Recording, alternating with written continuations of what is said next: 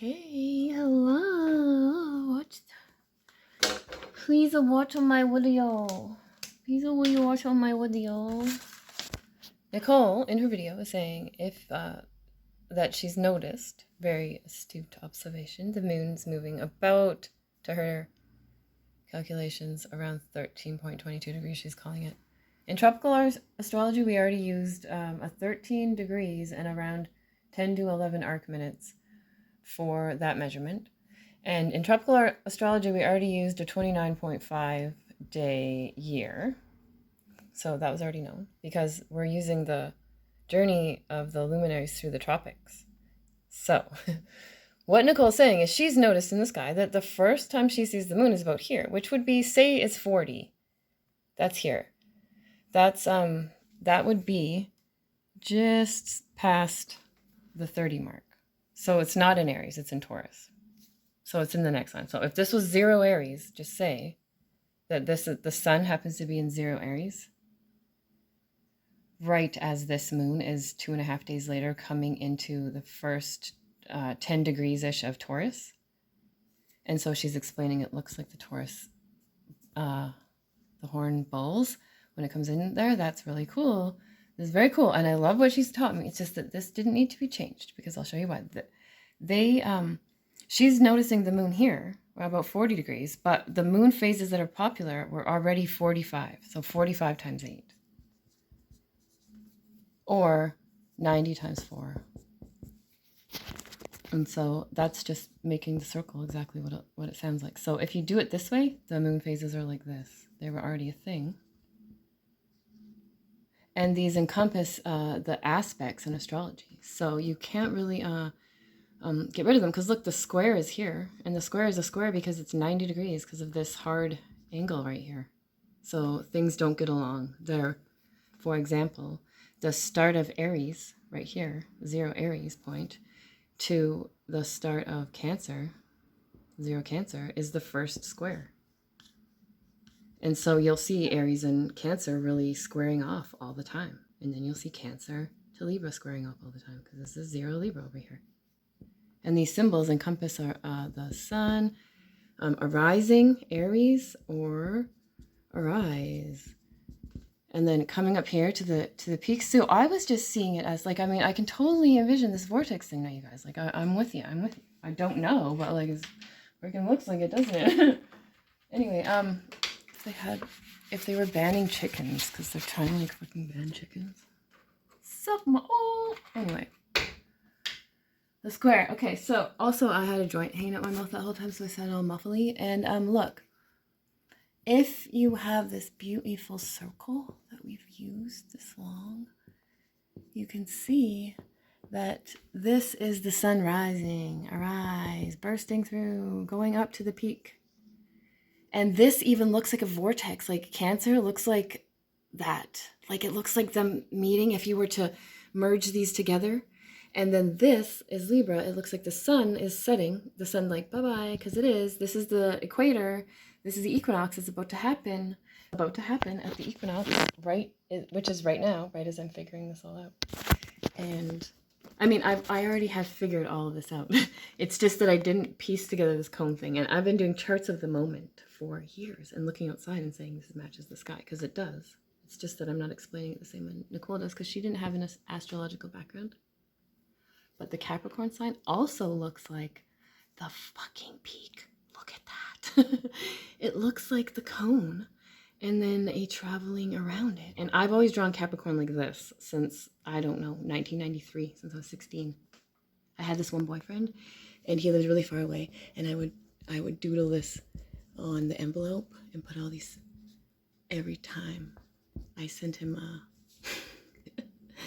and he said, he threw them all away. He said, my friends told me that you're possessed like a witch, and so I just threw them all away. Nice, right? So funny astrological pattern recognition thingies that we do when we're geeks. So yeah, I guess it seems very confusing unless you're ready for this kind of stuff, like everything, right?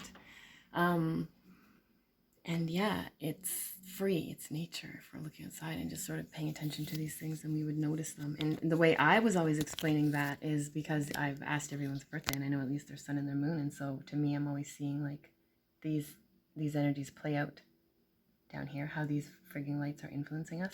And I didn't really see her way of explaining how these are when they're rising and these are when they're falling is so perfect. I absolutely love it.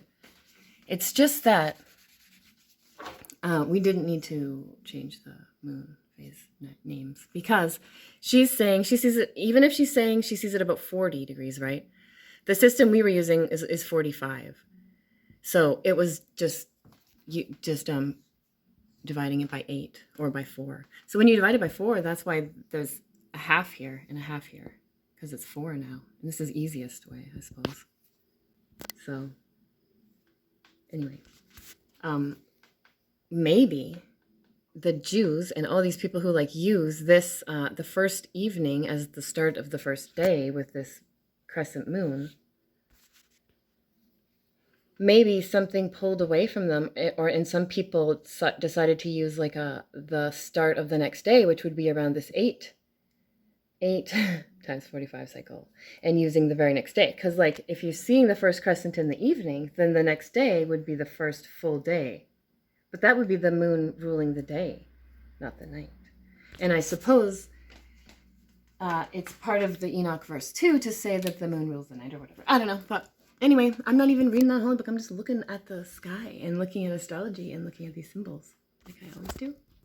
And so it's not wrong to use this system that we were already using, because we were using 8, and that would be, or 4, and that would be like explaining it like this. You plant a seed in this dark phase. It's in the ground, it's underground, and then it starts to germinate. And it takes a few days before it pops out. And then in a few days it pops out. And just say that's around Nicole's math of 40 degrees. We'll just round it up and say it's around 40 degrees when that seed pops out. And it even looks like this little sprouty sprout. That was phase 1. And then the next phase is that crescent to the half, phase 2. And then on and on. Anyway, so perfectly fine to use the moon phases that we were already using. And also, I would say, which I can tell by what she's saying, that she kind of agrees with this, that the whole cell salts thing is like, do it if you want. That's just what she's doing kind of thing. But I've always said the same thing about cell salts, which is for years and years and years now, since 2012, like when Nichole shows in her video that poster of the foods that are supposedly having these cell salts in them. I don't know. I've never tested them to even guarantee that. I found that in like 2013 or something, that picture on the guy's WordPress site or whatever it is who has it, who's talking about the tissue salts in the George Carey book.